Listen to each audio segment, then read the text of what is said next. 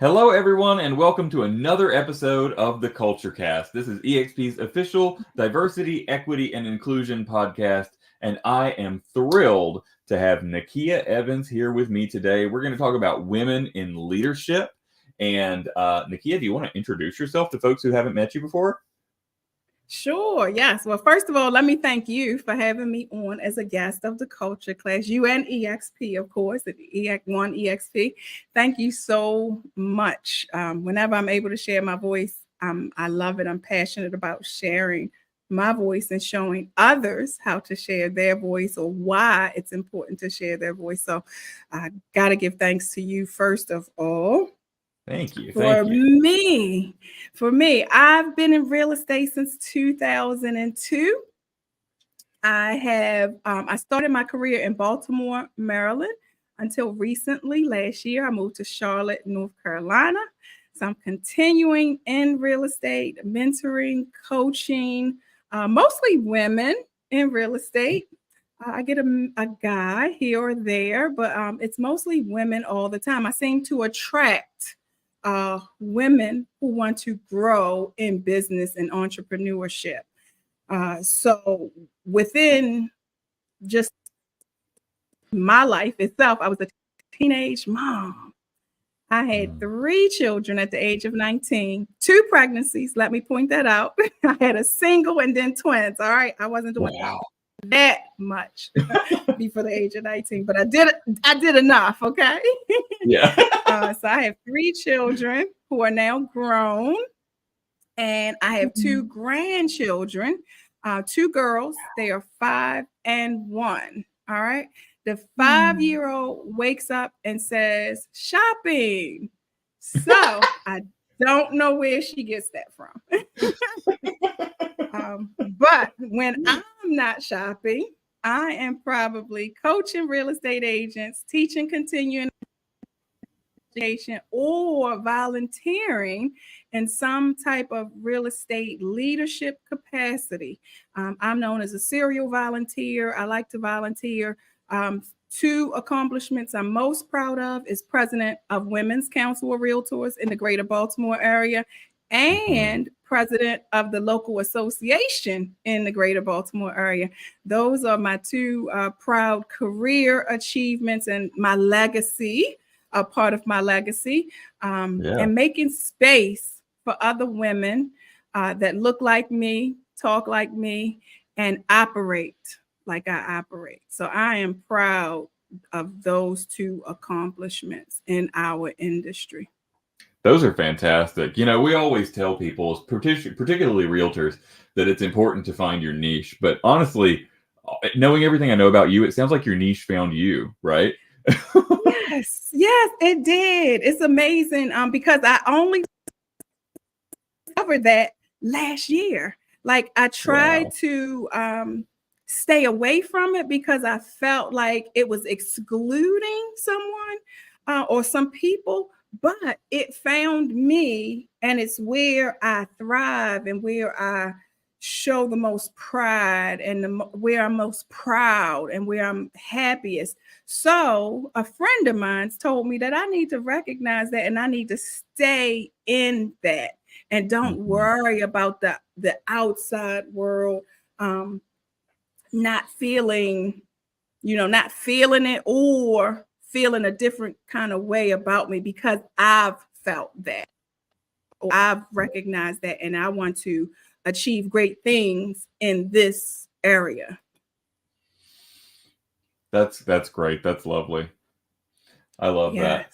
So, and also for those that don't know this, Nakia is also an emerging voice, a powerful emerging voice in the EXP Women's Impact Network that's still in the focus group stages. But you're a voice that people have come to rely on, and I think you're going to be an important voice in the future of EXP Women's Impact Network. For those who are asking what is EXP Women's Impact Network, I would ask that you please come to me, come to Nakia, and we can add you to the chats. We can put you in the focus groups until we're ready to launch. But essentially what this is, One EXP, has 14 great resource groups for people from all kinds of diverse backgrounds. But what EXP doesn't have right now is a women's resource group. And we are taking our time to thoughtfully stock the shelves before we open the store, is the metaphor that I use. And, you know, Nakia is the person bringing all the groceries into the store right now. Wow, with the help of everybody else that's in that focus group and using their voices as well. We are, I like the term I still have my notes right here. We are in the formation of the governing body of that group. We're not live, but we are alive. That's it. Per se. We are figuring things out, and we welcome voices, we welcome opinions, we welcome suggestions at this point. We're trying to figure it out. I mean, we're moving, but we're still trying to figure it out. So again, I want to commend One EXP, and I want to commend you and all of our diversity, equity, and inclusion support groups, and recognizing that, hey, there's one missing. We better get this one up and running as well. Because a lot of people don't even feel like women are in the DEI space. That's probably a different conversation. We'll have that conversation. But women are different. Sometimes they're treated differently, sometimes on purpose, and sometimes unexpectedly, or just because of things that have happened in the past. Women are in the DEI sector. Okay, they really are. Women and, do. Yeah, I tell people often that if we can't treat women right, all of the other stuff is never going to work, right? Women, to me, when it comes to equity and inclusion, we have to get that right first. It's the biggest demographic in the world. Women actually are not the minority in the world. However, they are treated as such, right? Yeah. And that's why it's still so important. And it's important to note too that at One EXP, the groups that we have, the purpose isn't that each one of these is for a minority, but for a different cultural group or intersectional identity. You don't have to be in the minority for this, right? To say that women realtors are the minority is inaccurate at best, right?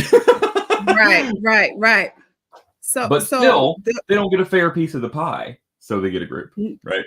No. A lot of people don't understand when you have these DEI groups that we're not looking to exclude people from those groups, but we're looking for support for those groups. When I was president of Women's Council of Realtors, you want to know what I did? What did you do? To make this known?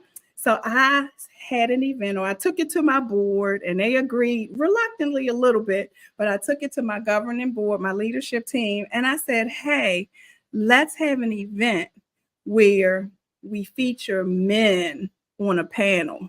Sounds a little strange, right? Mm-hmm. Men on a Women's Council of Realtors panel.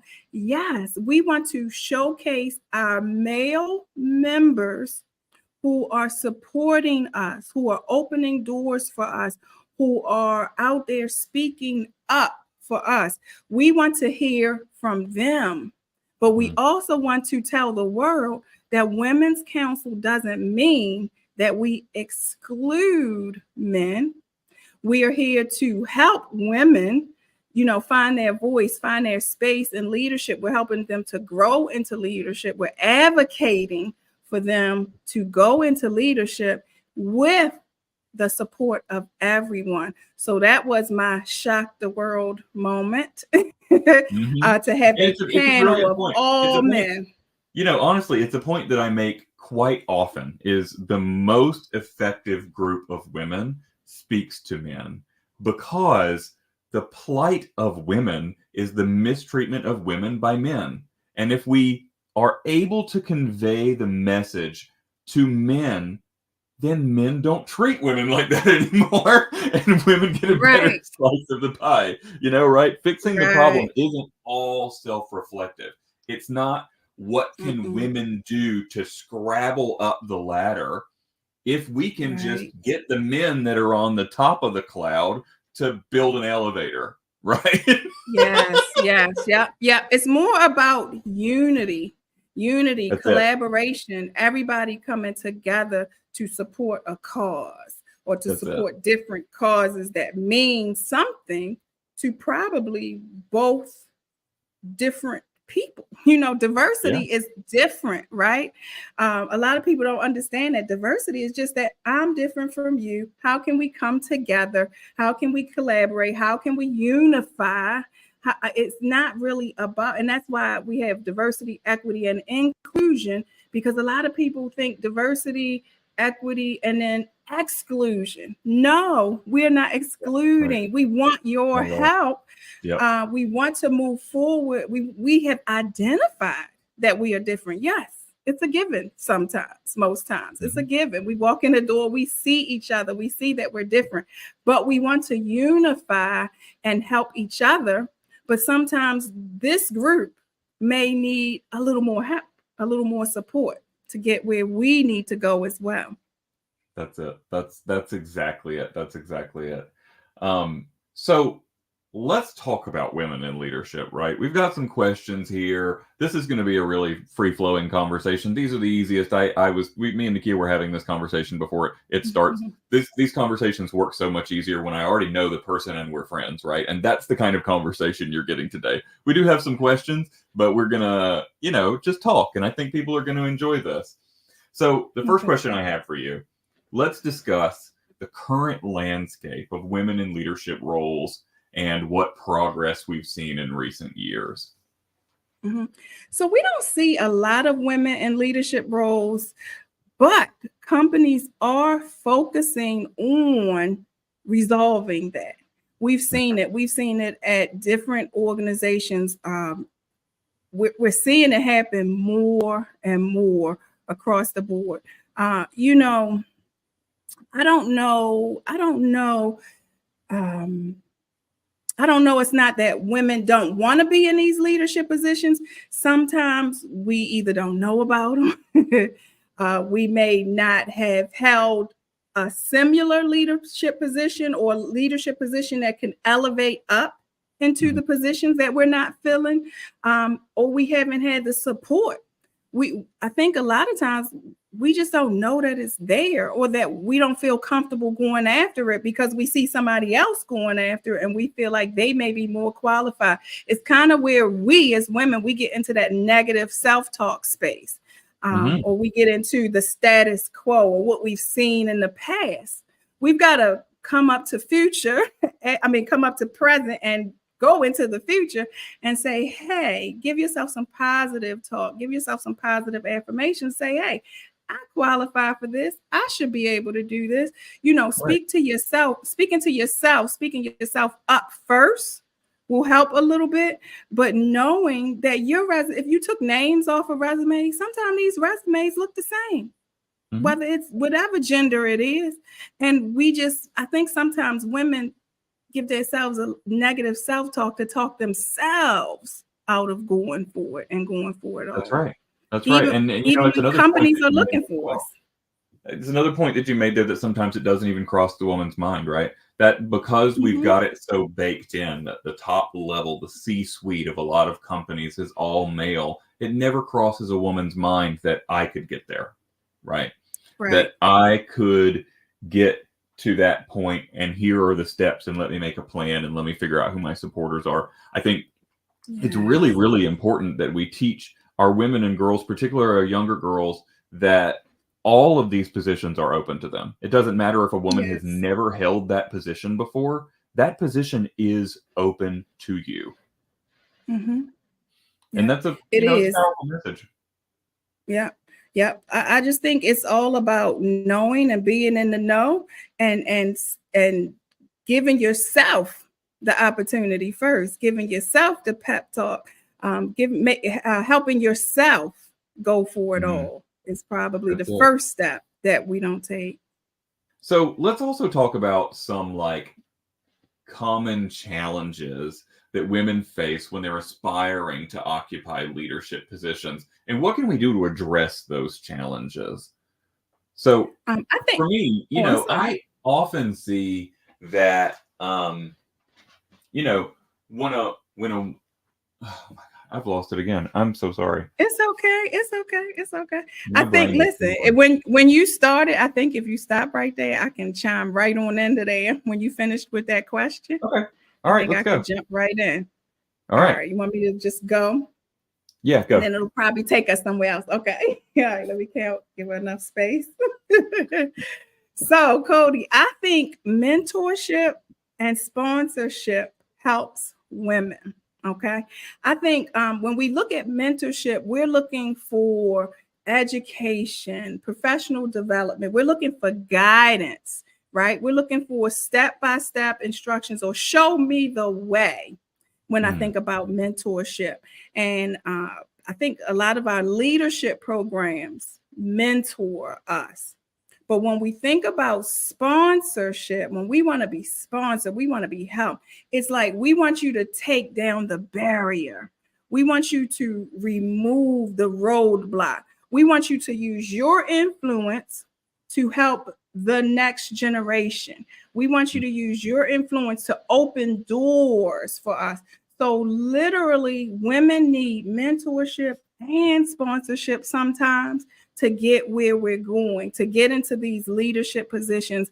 We need to see it in order to know what to do for the next woman as well. We can easily duplicate what's done for us. That's the one thing women are good at, is duplicating. Okay. If we don't have to reinvent the wheel, we love that. We love to just see an example, and then we love to repeat. Rinse and repeat is what we always say, or duplicate. If I see it, then I can be it. So if one person helps me, then I'm set to help the next person. So that's always a good thing in mentorship. But kick that door down for me, knock that door, take that roadblock away for me, use your influence. I respect you and I need your help. So that's what sponsorship looks like. I need you to sponsor me in getting to that next level. So both of those things help women and help women climb into leadership positions when they can't do it alone. That's beautiful. And on an episode earlier this month, we did a BEN special with Melanie Thomas, and she was talking about why the Agent Accelerator Academy works so well for BEN. And one of the things that is really just so powerful to me is the instructors are never the same. It's the next class, right? So you go to the Agent Accelerator Academy, they pump into you all of this information to get you to the next level in your career. And the next year, that class that learned is teaching the class, and so on and so forth. So it creates this tunnel of people passing down knowledge, like a generational storytelling experience that's just so organic and beautiful, right? That's the kind of thing that I would love to see the Women's Impact Network take on, to be honest with you. Yeah, so when I envisioned, or when I first heard about Women's Impact Network, that's what I kind of see. I mean, I'm a graduate of the Maryland Realtors Leadership Academy. Okay, that is like the sponsored leadership academy of the National Association of Realtors on the state level, sponsored by the state, run by the state. I'm a graduate of 2019, I would say 1999, 2019 graduate, right? So I graduated that program, and I really think that program and all of its instruction, everything they pumped into me, not only helped me in real estate, but it helped me in my personal life as well. So that's why I feel like a leadership academy type of environment or type of vibe really would suit well for the Women's Impact Network.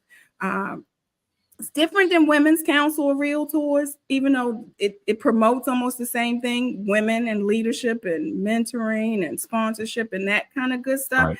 But literally the personal and professional development of women with the goal of women attaining leadership positions is what I see. I don't know that everyone will be 100% with that. We'll have to vote and all that good stuff. Yeah. But I really literally, like, when I sit back and I think about, well, what is this organization going to be? Where do we create the most impact? It's Women's Impact Network. How do we make the most impact?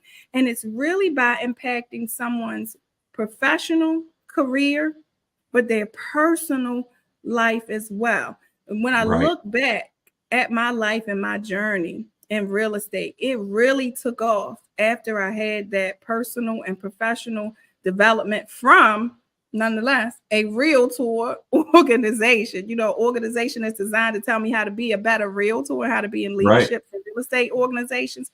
But I took the most from that. I was impacted the most. I'm able to run my business because of what they taught me to help me to volunteer and how to help other people and be a voice for the membership, the membership organization. So I dream about it. I think about it all the time. I eat, sleep, and drink this thing, right? But I'm really thinking, and that's my suggestion. I'm going to go to the table with that. Of course, we'll have to vote and we'll see what comes out of it. But literally, a leadership academy for women at EXP would be excellent. Be excellent. I think what you said about the professional development then impacting your personal development, that is really profound. And it's true. The stuff that I have taken that led me on this path to DEI, it changed my life in other ways way outside of work, right? And that's how you know something is really impactful. It's part of the reason that we have this CultureCast, is because I am, as a leader of 1EXP, surrounded by this diversity of amazing thought leaders. And when I hear something profound, my first instinct is, I need to tell everybody this, right? Yeah. That's kind of the vibe that we want to cultivate in our leaders. When you hear something profound that changes your career, changes your life, whatever it is, share that knowledge. Not everybody's going to get the same thing you got from it, but if somebody does, you're successful as a leader, right? That's a success. Right. If I told you how many notes I have in this iPhone, you'd look at me different. So I'm not going to tell you. That's it. I showed you, people watching the video, I get these Dollar Tree notebooks, right? And this is my, not even kidding, I've been working at EXP for 2 years, and this is my 14th one of these. Yes. So listen, Cody. So now I know that you won't think I'm weird. I have every day planner and every notebook since 2015 upstairs in my guest bedroom in one of those fabric drawers in the cubby holes. But I have them all there. So if you asked me what I did on February the 5th of 2017, I'd be able to tell you. I track everything. I take notes about everything. I know what clients I saw when. I have all of this stuff. So now that I know that you don't think I'm weird, and here's my notebook, my composition notebook, if you can see it. I know we got those filters on, but yeah, I keep a notebook. I keep notes when I'm driving. Sometimes I stop and I start typing in this cell phone and these notes, but literally I just want to share what I learned with everybody. That's why I'm a serial volunteer. That's why I sit on these committees. It's why I like to hold leadership positions or board of directors positions. I'm on the board of directors for the National Association of Realtors too. I always forget to say that. But I love to bring a different voice. I think in leadership and being a woman in real estate and real estate leadership, just being allowed to bring a different perspective kind of helps. It helps other women. It helps the men in leadership too. If men in leadership are listening to us, they are understanding us. They are getting a different perspective. They are feeling a little empathy, because we carry a lot of empathy with us too as women. Sometimes a little more. I won't say that just ultimately, but it's known just a little more empathy in women, because we just do that. That's it. That's true. If sometimes, if we just have conversations a lot, we can get a better understanding of each other, a better understanding of what women really want. When it comes to leadership and being in leadership, we got to start listening to each other and having conversations and collaborating to move this plight forward. That's true. Nakia, I would be remiss if we didn't take a moment to talk about your volunteerism and how that impacts your business, right? Like how has being a volunteer on all of these different things, positively, negatively, sidewaysly, however it is, what impact does that have on you selling homes? Good. So I'm glad you asked for the positive and negative, because I was going to bring both of those voices. So listen. All right, let's start with the positive, okay? And I'll sandwich it in positive, negative, positive. All right. Okay. So first of all, I can go just about anywhere and be recognized and be respected because of my volunteerism, because of using my voice in conversation, in meetings. I moved from Baltimore to Charlotte, and I get excited when someone in Charlotte be like, hey, you know, this person says they know you. I'm like, oh, really? I haven't been here that long. How they know me? But it's through the leadership, you know, I was the national chair, vice chair, and then chair for the Agent Advisory Council. So people know me. They remember me from being on stage at EXPCon. So I can go anywhere in the world and be recognized, respected, and asked for my opinion. You know, when we volunteer at these real estate committees and in these organizations, they're really asking for our opinion and our voice for the greater membership, right? So I love that. And I love that I'm able to help just that one more person that I didn't know was listening, or that I didn't know needed help, or they didn't even know they needed help from Nakia until they heard me or until they saw me. So that is I get excited Brilliant. about. And I don't want to gloss over that either. That. That's gigantic, right, Nakia? That is huge. That's a big point to make. People ask me all the time, Cody, how do I get on stage at EXPCon? It's not just by selling houses, honey. It is doing the stuff that you're doing, right? This is how you make a name for yourself in this industry. It's through your volunteerism and showing your passion and your heart in this kind of thing. That is a way to punch your ticket to the stages where people get to hear your voice.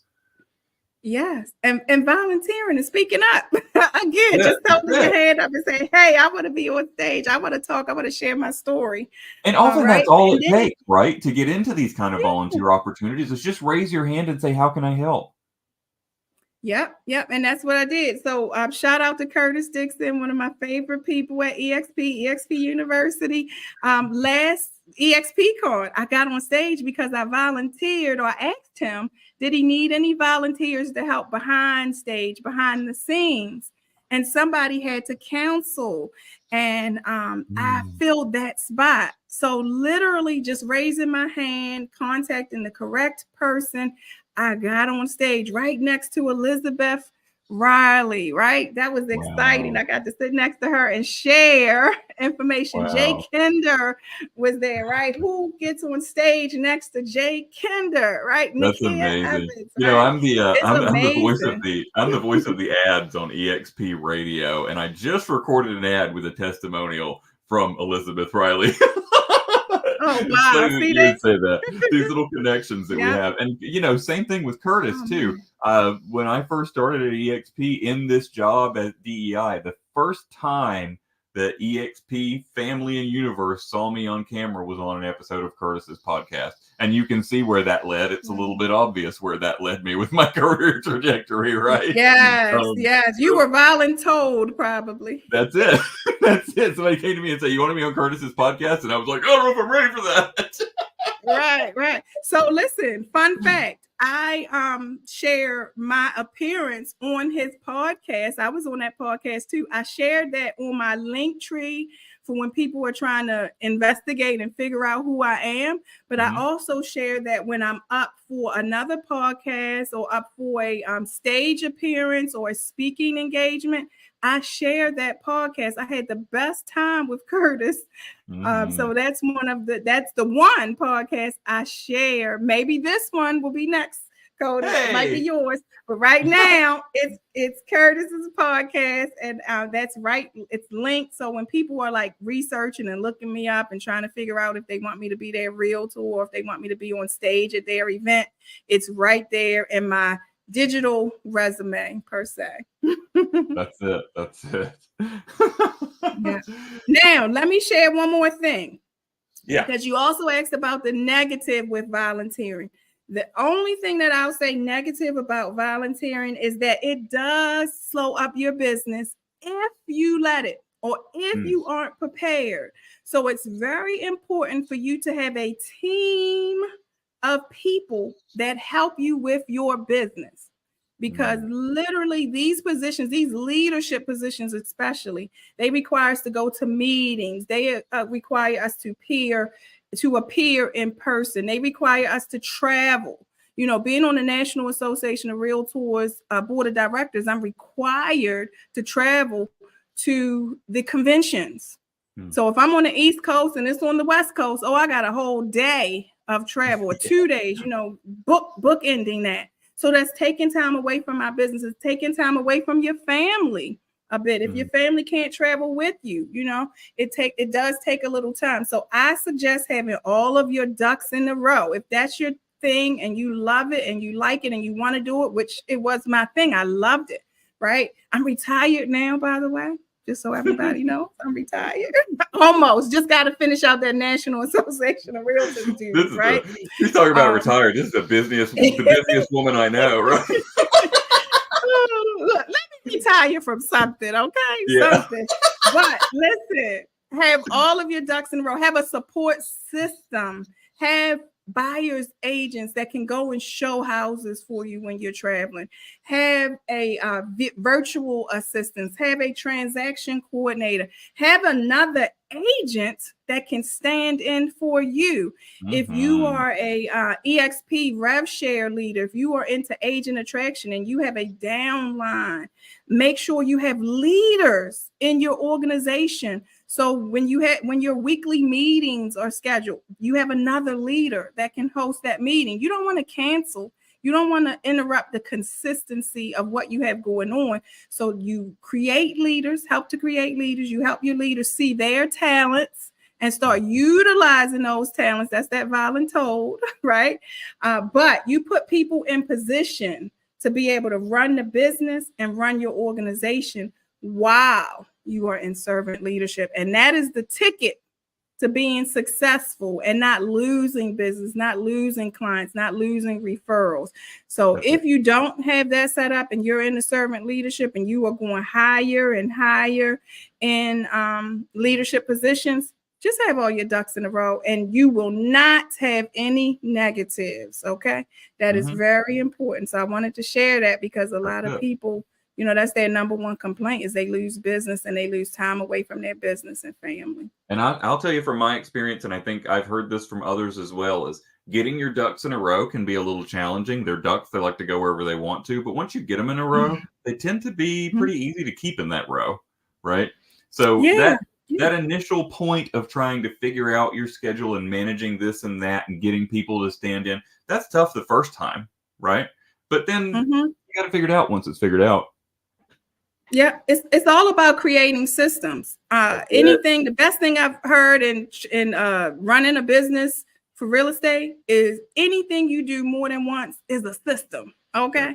If you do it twice, if you do it twice a week, if you do it twice a month, if you do it twice a day, if you do it 5 times a week, it's gotta be a system. So getting all your systems in play or getting a standard operating procedures, SOPs, that's like a big word, right? But it's really just a system on how you handle something or how you want something handled when you aren't able to handle it yourself. So building out systems is going to be key also into your leadership journey. And then to just being a leader of an organization, you need some systems in place. That's it. I want to touch on a couple more of these little questions. We've been having such a great conversation, but there's some points that I want to hit on for our audience. I want to ask you, how does a diverse leadership team that includes women contribute to better decision making? Oh, that's a good one. I like that question. What I like to say on how I like to say different voices. You'll hear different voices, different point of views, different perspectives. Um, Leadership equals differing opinions stated by one person or one group, right? That's what a leadership team is. It's a group of people advocating and representing more people. It's not about I'm at the top, I get to make the decisions. That's not what leadership is. That's not a good leader, right? So the varying opinions, the different aspects, the different walks of life, the difference in previous experiences. Like my walk looked like one thing, but your walk looked like something else. And when we come together as a leadership team, it equals better compromise, negotiation. It equals setting up a system that works for more than one person. So using all these different voices, I think women just bring different voices. And again, I'm going to talk about the empathy, the feeling part. I think our genes are created with more feelings per se. That's what we're taught anyway. That's what we're told. Cody, you may have more feelings than me. I'm not even going to challenge you on that, okay? That's what they say, right? They say that we just have more empathy and more feelings. So sometimes strength plus feelings equal great leadership. So bringing everybody together, what's your strong and what's your strongest point? When you come together with other people who may not have that strong point, it really equals success. And that's what we're seeing. And that's why we want to see diversity. That's why we want to see diverse perspectives and different opinions. Really, diversity, again, equals different. We just want a bunch of different people coming together to form rules, systems, regulations, form the future, make things different, forge differences, form collaborations, all of that good stuff. Yeah. I always we teach the diversity thought proposition in hiring is something that I teach a lot. And it's essentially, think of having a group of people as those tests we took in high school in math, where you had to show your math, right? If you have people that come from different backgrounds, they might all come to the same answer. They might. But the way that they did their math on the paper, based on all of those millions of factors that make us different, is going to look different. And a truly good leader sitting at the top of that organization doesn't just look at the answers, looks at the long math. And if you look at all that long math and how people got to that answer, you're going to learn something. And it leads towards something I've always believed in business, which is called CPI. It's continuous process improvement. It's that no process is set in stone. Every process can be improved, and it should be done regularly. So if you're looking at that long math and you're seeing somebody just saved a step, even if it's a step that saves a quarter of a second every day, those steps every time you have a meeting with somebody is going to add up to a major savings, which means money in your pocket. Yes. Right? And Cody, I'm feeling picked on right now, because you must know that I'm the one in the group that does her math different. I took math honors all through high school, and those skills never leave your side. They never leave you. So my friends all used to say, she do math different. So I feel like you did a little research, or you talked to somebody I know outside of real estate. My best friend probably told me. This is an analogy that I use to explain a lot of facets of myself, honestly, because I do my math very, very, very, very differently, because I have ADHD. So I have shortcuts that are different than your shortcuts. My shortcuts are wild, but they make sense to me. Okay. And if you looked at them on paper, you'd be like, I never thought of doing it like that, right? Right. Oh, I just saw something on Facebook that the new math, they are using arrows instead of like equals, or I think it was an arrow, and it could have just the word or could have just been in that equation, and then the parents would have known what the answer should have been, but it was something like 21 or 27 equals 2 10s and 7 1s. And then it put an arrow and you were supposed to say how many ones, but nobody could get the answer right because it was supposed to say 27 ones. But that arrow confused everybody. Why not just say or use the equal sign like we used to, right? And I think I would have gotten the answer, but shoot, they do math even different than we did math, Cody. Yeah. Right, correct. It's so true. It's so true. I used to drive my teachers absolutely crazy because I was on an AP course, and in the AP course, when they tell you to show your work, it's because they're going to grade you on every step of that work, right? It's not you can come up with your own way to get to the answer. If I got to the answer in a different way than the teacher did, it's wrong. Exactly. So, I'm so glad we don't have to do that anymore. You know, when we were getting into real estate, we had those calculators, but now they have the apps. So now they just have ChatGPT. They can just ask ChatGPT so they can get to the answer faster than us. It's so true. It's so true. Yes.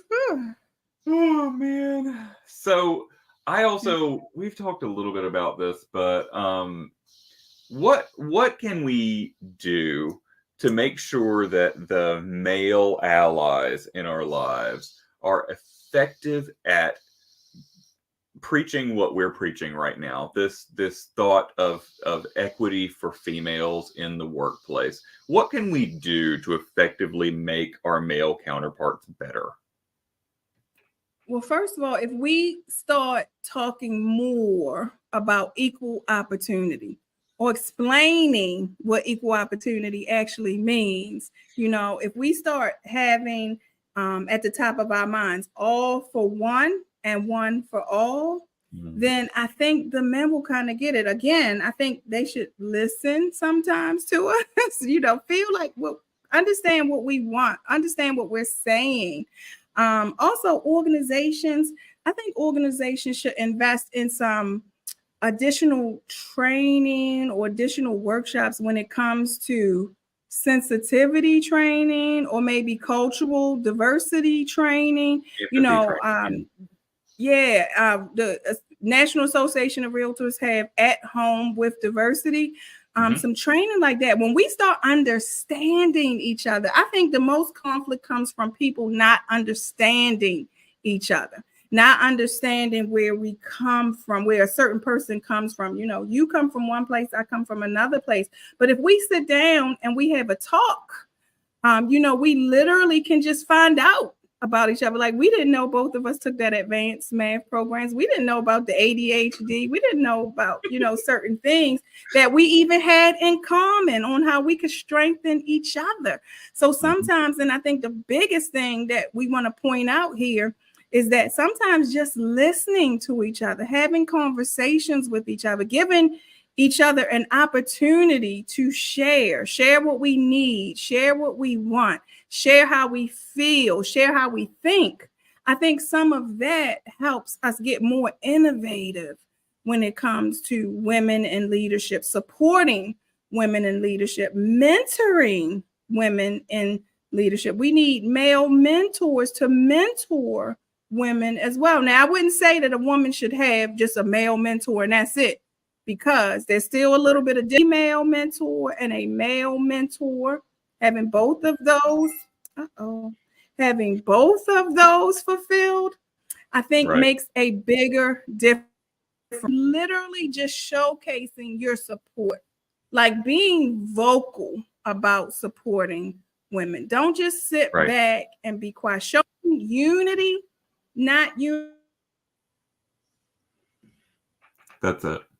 And support. We want to know for sure. We want to hear it out of your mouth. We want to see your actions. We don't want you talking. We want you walking, and we want you walking beside us. Okay. You are gonna, we want you to walk beside us and show the world that you are ready to support us. You are able to support us, and that you are willing and able to help us go where we want to go. And that's straight into leadership. Like, women want to be leaders, trust and believe. We want to be leaders. I've been leading since I was a teenager. That leadership is in me, right? I told y'all I was a teenage mom. I became a leader with 3 kids. I had no choice. So it's been in me to do that. And a lot of times I've needed help. And that's not only come from women. I've needed help from men also. And I think by having both genders mentoring me, supporting me, sponsoring me, I think has made a greater impact on my life than just, watching it, waiting and thinking and trying to figure out on my own. So I think if men show up like that, show up beside us, show up strong, and use their voice to say, hey, here's a leader. I think you should take a second look at her. I think you should listen to her. I think we should help her get where she needs to go. I use this term a lot, but I don't think I've taken the opportunity to explain what it is, but signal boosting, right? Signal boosting is something that you do for your colleagues to help them get their voice heard in rooms where their voice isn't, right? So what I'm going to say to you, something that I do regularly, frequently, even on this podcast, a tip I'm giving to all of you men right from my own playbook is what I'm going to do after today is all these lessons I'm learning from Nakia. The next time I'm in a room and somebody needs the answer that Nakia gave me, I'm not going to claim that answer as my own. I'm not going to say, I heard somewhere that blah, blah, blah. I'm going to say, Nakia Evans told me that blah, blah, blah. And then that leads to people saying, that's a brilliant woman. I should ask more about her, right? That is signal boosting. When you go on your social media, because you heard something brilliant and you at the person who you heard it from, that is a signal boost, right?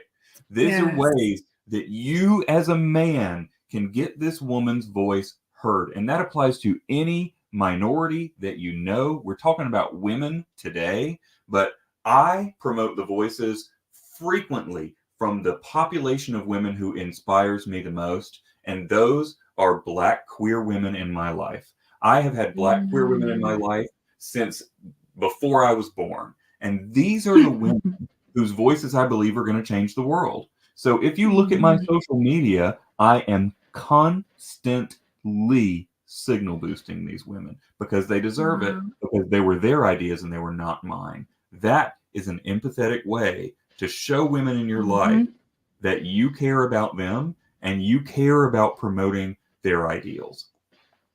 Yes. I love that. I'm glad to have a term for that because I do that, but I just didn't know what I was doing. That's it. We are all thankful it's something for that you. Women do for each other naturally, right? Yeah. I don't think we ever put a term on it, but I wrote that down right in my notebook with a big exclamation point right next to it.